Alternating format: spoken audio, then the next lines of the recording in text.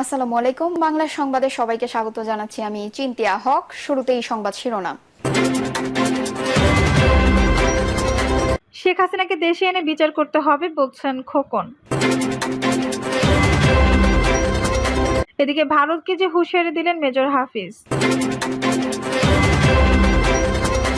জানাবো কৌশলের কেন্দ্রবিন্দুতে তরুণ ও শিক্ষার্থীদের রাখার আহ্বান ডক্টর ইউনূসের। সুনামগঞ্জে ছাত্র আন্দোলনে নেতৃত্ব দেওয়া শিক্ষার্থীর উপর হামলা এবং সর্বশেষ জানাবো আন্দোলনে গুলি করে শিক্ষার্থীদের হত্যা, মোহাম্মদপুর ও আদাবরে আওয়ামী লীগ নেতাকর্মীরা পলাতক। দর্শক শুনছিলেন সংবাদ শিরোনাম, এখন বিস্তারিত।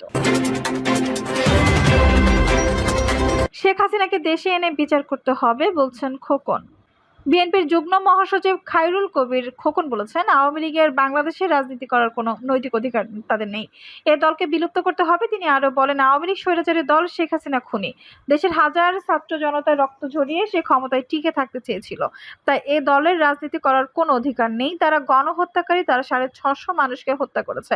তাদের বিরুদ্ধে এদেশের লক্ষ কোটি জনগণ। তাই তো দেশের ইতিহাসের সবচেয়ে বড় গণ অভ্যুত্থানের মধ্য দিয়ে স্বৈরাচারী শেখ হাসিনা সরকারের পতন হয়েছে। আন্তর্জাতিক ট্রাইব্যুনালে মামলা করে শেখ হাসিনাকে দেশে ফিরিয়ে এনে আইনের আওতায় আনতে হবে। একই সঙ্গে প্রকাশ্যে এই গণহত্যার অভিযুক্তদের আইনের আওতায় এনে বিচারের মুখোমুখি করতে হবে। এ সময় চিনিশপুরের পারিবারিক কবরস্থানে ফুল দিয়ে শ্রদ্ধা জানানো শেষে তিনি নিহত তাহমিদের বাড়িতে যান, তার মা বাবা আত্মীয় স্বজনের সমবেদনা জানান। একই সঙ্গে তাহমিদ হত্যার বিচারের আশ্বাস দেন। ওই সময় তিনি বাংলাদেশ জাতীয়তাবাদী দল বিএনপির পক্ষ থেকে নিহতের পরিবারকে 1 লক্ষ টাকার আর্থিক সহায়তা করেন। এর আগে কয়েক হাজার মোটরসাইকেল ও গাড়ি বহর নিয়ে মাধবদী থেকে বিএনপির যুগ্ম মহাসচিব খায়রুল কবির খোকনকে বরণ করে নিয়ে আসেন নেতাকর্মীরা। পরে তিনি কয়েক হাজার নেতাকর্মী নিয়ে মাধবদী সহ পৌর শহরের বিভিন্ন এলাকায় প্রদক্ষিণ করেন। ভারতকে যে হুঁশিয়ারি দিলেন মেজর হাফিজ। মুক্তিযুদ্ধকালীন বাংলাদেশকে সহযোগিতা করার জন্য ভারতের কাছে কৃতজ্ঞতা প্রকাশ করেছেন বিএনপি কমিটির সদস্য মেজর হাফিজউদ্দিন আহমেদ বীর বিক্রম। হাফিজউদ্দিন আহমেদ বীর বিক্রম একই সঙ্গে ভারতকে হুঁশিয়ারি দিয়ে তিনি বলেন, সাহায্য করেছেন বলে প্রভু হওয়ার কোনো চেষ্টা করবেন না। জনগণের বন্ধু হওয়ার চেষ্টা করেন। বিএনপি ক্ষমতায় এলে আপনাদের ভারত সঙ্গে বন্ধুত্বের সম্পর্ক বজায় রাখবে।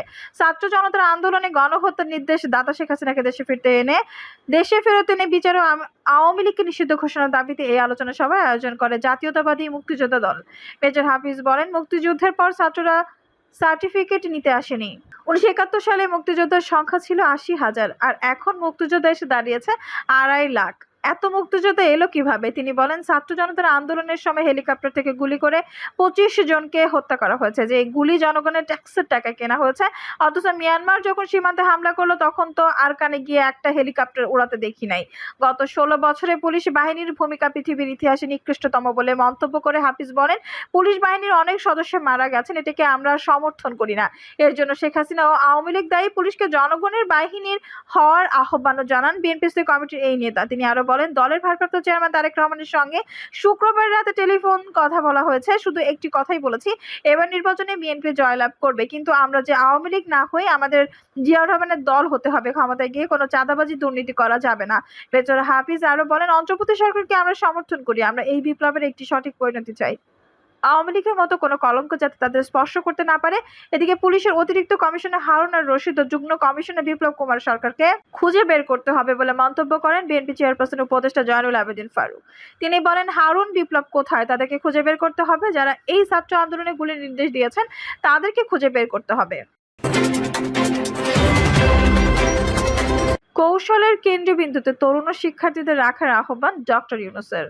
টেকসই ভবিষ্যৎ বিনির্মাণ ও নতুন বিশ্ব গড়ে তুলতে গ্লোবাল সাউথে কৌশলের কেন্দ্রবিন্দুতে তরুণ ও ছাত্রদের রাখার আহ্বান জানিয়েছেন বাংলাদেশের অন্তর্বর্তী সরকারের প্রধান উপদেষ্টা ডক্টর মোহাম্মদ ইউনূস। তিনি বলেছেন, তরুণরা নতুন বিশ্ব গড়ে তুলতে প্রতিশ্রুতিবদ্ধ। গ্লোবাল সাউথ নেতৃত্ববৃন্দের উদ্দেশ্যে ডক্টর ইউনূস বলেন, আমাদের কৌশলগুলোর কেন্দ্রবিন্দুতে অবশ্যই তরুণ এবং শিক্ষার্থীদের রাখতে হবে, যারা গ্লোবাল সাউথের জনসংখ্যার উল্লেখযোগ্য অংশ। আমাদের জনসংখ্যার 2/3 তরুণ এবং তারা সমাজের সবচেয়ে শক্তিশালী অংশ। আফ্রিকা, লাতিন আমেরিকা, এশিয়া ও ক্যারিবিয়ান অঞ্চলের দেশে গ্লোবাল সাউথের অন্তর্ভুক্ত। মূলত এসব দেশে মাথাপিছু আয় উন্নত দেশের তুলনায় কম। প্রধান উপদেষ্টা বাংলাদেশের তরুণদের প্রশংসা করে বলেন, বীর ছাত্রদের নেতৃত্বে বাংলাদেশে গত 5 আগস্ট দ্বিতীয় বিপ্লব সংঘটিত হয়েছে, আর জনগণ যোগদানের মাধ্যমে এই বিপ্লব গণঅভ্যুত্থানের রূপ নেয়, যার ফলস্বরূপ গত 8 আগস্ট অন্তর্বর্তী সরকার শপথ গ্রহণ করে। প্রধান উপদেষ্টা বলেন, বৈপ্লবিক পরিবর্তনের লক্ষ্য নিয়ে তরুণরা আন্দোলন করেছে এবং তাদের আকাঙ্ক্ষা দেশবাসীকে প্রভাবিত করেছে। এখন গণতন্ত্র, মানবাধিকার নিশ্চিত করতে অর্থবহ সংস্কার জরুরি, যার মাধ্যমে ভঙ্গুর হয়ে পড়া রাষ্ট্রের সকল প্রতিষ্ঠানকে পুনরুদ্ধার করা হবে। তিনি বলেন, বাংলাদেশের অন্তর্বর্তী সরকার অন্তর্ভুক্তিমূলক এবং বহুত্ববাদী গণতন্ত্রের উত্তরণ এবং একটি পরিবেশ তৈরি করতে প্রতিশ্রুতিবদ্ধ, যার মাধ্যমে অবাধ, সুষ্ঠু, অংশগ্রহণমূলক নির্বাচন অনুষ্ঠিত হতে পারে। গণ অভ্যুত্থানের পরে বাংলাদেশে নানা পরিবর্তন ঘটছে উল্লেখ করে শান্তিতে নোবেল বিজয়ী অর্থনীতিবিদ ডক্টর মোহাম্মদ ইউনূস গ্লোবাল সাউথের নেতৃত্ববৃন্দকে ঢাকা সফরে আমন্ত্রণ জানিয়ে বলেন, তরুণ ছাত্র এবং 12 থেকে 13 বছর বয়সী শিশুরা 400 বছরের শহরের দেওয়ালে একটি নতুন গণতান্ত্রিক বাংলাদেশের ছবি আঁকছে। এর জন্য কোনো সুনির্দিষ্ট পরিকল্পনা বা নির্দেশনা তাদের নেই। কারোর পক্ষ থেকে বাজেট সমর্থনও নেই। এটি দ্বিতীয় বিপ্লবের আকাঙ্ক্ষার প্রতি তাদের আবেগ এবং অঙ্গীকারের বহিঃপ্রকাশ মাত্র। তিনি বলেন, বাংলাদেশের তরুণদের দেওয়ালের লেখা পড়ে যে কেউ বুঝবেন তারা কি স্বপ্ন দেখছে। তরুণদের স্বপ্ন পূরণ করাই আমাদের প্রধান কাজ বলে তিনি দৃঢ়তার সাথে উল্লেখ করেন। প্রধান উপদেষ্টা বলেন, বিশ্বব্যাপী তরুণরা আলাদা, তারা সক্ষম এবং প্রযুক্তিগতভাবে আগের প্রজন্মের তুলনায় অনেক এগিয়ে। তারা সব অসম্ভবকে সম্ভব করতে পারে, তারা উদ্যোক্তা, কিন্তু তারা চাকরি চায় কারণ দেশে দেশে এমন একটি শিক্ষা ব্যবস্থা রয়েছে যা তাদের চাকরির জন্য প্রস্তুত করে। অথচ সকল মানুষের মধ্যে সৃজনশীলতা রয়েছে। কেবলমাত্র চাকরি প্রার্থী তৈরি করে এমন শিক্ষা আর্থিক ব্যবস্থা নতুনভাবে ঢেলে সাজানোর আহ্বান জানানো অধ্যাপক ইউনূস। তৃতীয়বারের মতো গ্লোবাল সাউথ সামিটের আয়োজন করেছে ভারত। এবারের সামিটের রাষ্ট্র বা সরকার প্রধানের নিয়ে উদ্বোধনী অধিবেশনের প্রতিপাদ্য এবং মূল্য সম্মেলনের প্রতিপাদ্য হলো an empowered global south A sustainable future. রাষ্ট্র বা সরকার প্রধান পর্যায়ে অনুষ্ঠিত উদ্বোধনী অধিবেশনটি সঞ্চালনা করেন ভারতের প্রধানমন্ত্রী নরেন্দ্র মোদী। এবারের সামিটে রাষ্ট্র বা সরকার প্রধানের নিয়ে উদ্বোধনী অধিবেশনের প্রতিপাদ্য এবং মূল্য সম্মেলনের প্রতিপাদ্য হলো an empowered global south for a sustainable future. রাষ্ট্র বা সরকার প্রধান পর্যায়ে অনুষ্ঠিত উদ্বোধনী অধিবেশনটি সঞ্চালনা করেন ভারতের প্রধানমন্ত্রী নরেন্দ্র মোদী।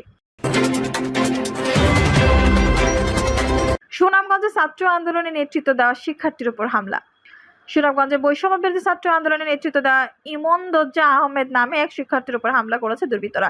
ইমনদোজ্জা আহমেদ সিলেট এমসি কলেজের বিবিএ শেষ বর্ষ শিক্ষার্থী। তিনি সুনামগঞ্জে বৈষম্য বিরোধী ছাত্র আন্দোলনে নেতৃত্ব দিয়ে আসছেন। প্রত্যক্ষদর্শীরা জানান, একটি রেস্টুরেন্ট থেকে খেয়ে বের হয়ে ইমনদোজ্জা সহ 3 জন শিক্ষার্থী রেস্টুরেন্টে নিয়ে দাঁড়িয়ে কথা বলছিল। এই সময় 10 থেকে 15 জন ছেলে এসে একটি ইমনদোজ্জাকে মারধর করে তার মোটরসাইকেল ফেলে দেয়। হামলার ব্যাপারে ইমনদোজ্জা ঢাকা পোস্টকে বলেন, রেস্টুরেন্টে খাওয়ার পর আমি আগামীকাল কি কর্মসূচি নিব তা নিয়ে আলাপ করেছিলাম মিঠু এবং নাহাতের সঙ্গে। হঠাৎ 10 থেকে 15 জন ছেলে চলে আসে, এসে জিজ্ঞাসা করে, তুই ইমন না? এই বলে আমাকে মারধর শুরু করে। প্রত্যক্ষদর্শী মিঠু ঢাকা পোস্টকে বলেন, আমরা মিরর শোরুম সামনে দাঁড়িয়েছিলাম, এমন সময় কয়েকজন ছেলে এসে ইমন ভাইকে মারতে শুরু করে। এই সময় তারা আওয়ামী লীগের দালাল বলে মারতে শুরু করে। আমরা সিসিটিভি ফুটেজ সংগ্রহ করে থানায় অভিযোগ জানিয়েছি।